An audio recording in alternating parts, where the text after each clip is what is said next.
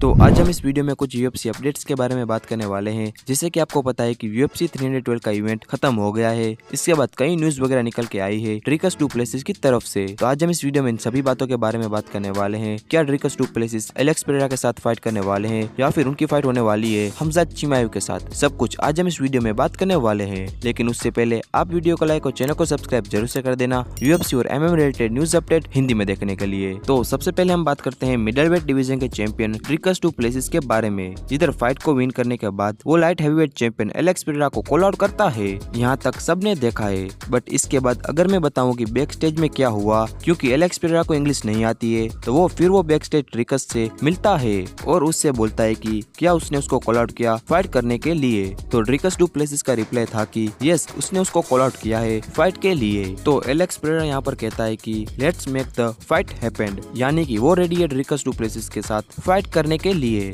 But ये fight होगी उसके डिवीजन में, यानी कि लाइट हैवीवेट डिवीजन में। तो यहाँ पर ड्रिकस डू प्लेसिस एक्सेप्ट कर लेता है एलेक्स पेरेरा का चैलेंज, यानी कि वो रेडी है एक डिवीजन ऊपर जाकर एलेक्स पेरेरा के साथ फाइट करने के लिए। बट इस चीज को एक्सप्लेन करते हुए पोस्ट फाइट इंटरव्यू में ड्रिकस डू प्लेसिस कहता है कि वो पहले चाहता है कि उसकी फाइट हो हमजाद चिमाएव के साथ, क्योंकि ट्रूली उसका नेक्स्ट ओपोनेंट हमजाद चिमाएव है, और फिर वो चाहता है कि वो एलेक्स पेरेरा के साथ फाइट करे। ये चीज मुझे ड्रिकस डू प्लेसिस की बहुत अच्छी लगी है, और ये बहुत पहले से ही ड्रिकस डू प्लेसिस बोलते आ रहा है कि जहाँ पर शॉन स्ट्रिकलैंड के साथ रीमैच से पहले भी ड्रिकस डू प्लेसिस का कहना था कि वो चाहता है कि वो हमजाद चिमाएव के साथ फाइट करे। अब इस रीमैच होने के बाद भी उससे एलेक्स पेरेरा ने चैलेंज किया है, जहां पर उसके पास अपॉर्चुनिटी है कि एलेक्स पेरेरा को बीट करके डबल चैंपियन बनने की। बट फिर भी ड्रिकस डू प्लेसिस अपनी बात पर कायम है, जहां पर अब भी वो चाहता है कि वो पहले हमजाद चिमाएव के साथ फाइट करे। अब हमजाद चिमाएव की भी बात कर लेते हैं, जहाँ पर ड्रिकस डू प्लेसिस और शॉन स्ट्रिकलैंड की फाइट के बाद हमजाद चिमाएव ट्वीट करते हुए कहता है कि ये दोनों के बीच में बिगेस्ट बुलशिट फाइट थी।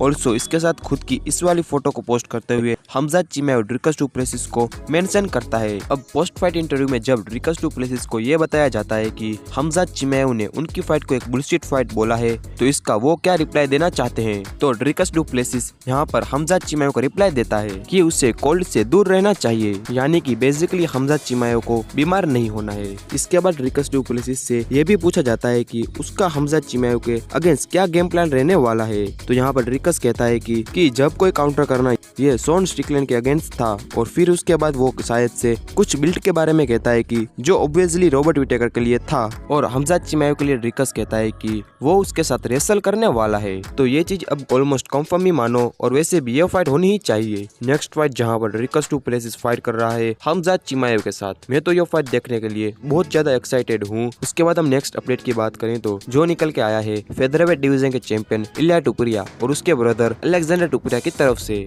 जहाँ पर विन के बाद दोनों एक साथ इंटरव्यू करते हैं। और यहाँ पर इलिया टुपुरिया का ये कहना था कि अब कुछ सालों में यूएफसी के 3 जॉर्जियन किंग्स होने वाले हैं, जहाँ पर यूएफसी के बेंटावेट, फेदरवेट और लाइटवेट डिवीजन को रूल करने वाले हैं। ऑल्सो इलिया टुपुरिया का ये भी कहना था कि वो खुद फेदरवेट डिवीजन से लाइटवेट डिवीजन में मूव कर जाएंगे। जहाँ पर मेराब डोलेश्वली की बात करें तो मेराब डोलेश्वली यहाँ पर बेंटावेट डिवीजन से फेदरवेट डिवीजन में मूव हो जाएंगे। और रही बात अलेक्जेंडर टुपुरिया की, मेराब के मूव ऑफ करने के बाद वो बेंटावेट डिवीजन को रूल करेगा। तो इन 3 में से ऑलरेडी अभी 2 चैंपियन है, बट अभी ये चाहता है कि ये डबल चैंपियन बन जाए, जहाँ पर एक वेट क्लास ऊपर जाए, और फिर अलेक्जेंडर टुपुरिया बेसिकली खुद बेंटावेट का चैंपियन बन जाए। तो अब क्या ये पॉसिबिलिटी है? मुश्किल तो ये डेफिनेटली रहने वाला है, क्योंकि लाइटवेट डिवीजन के कंपैरिजन में इलिया टुपुरिया का साइज थोड़ा सा छोटा है, और फेदरवेट डिवीजन के कंपैरिजन में मेराब डोलेश्वली का साइज थोड़ा सा छोटा है। वेयरएज अलेक्जेंडर टुपुरिया की बात करें तो उसने अभी यूएफसी के अंदर बस सिर्फ एक ही फाइट की है। तो अब ये देखना बहुत ही इंटरेस्टिंग होगा कि जो इन्होंने बोला है क्या ये तीनों पुल ऑफ कर सकते हैं या फिर नहीं। तो भाइयों, ये थी आज की वीडियो। अगर वीडियो पसंद आई हो तो वीडियो को लाइक और चैनल को सब्सक्राइब जरूर से कर देना, ऐसे ही यूएफसी और MMA related news update Hindi में देखने के लिए। तो मिलते हैं जल्दी नेक्स्ट वीडियो में।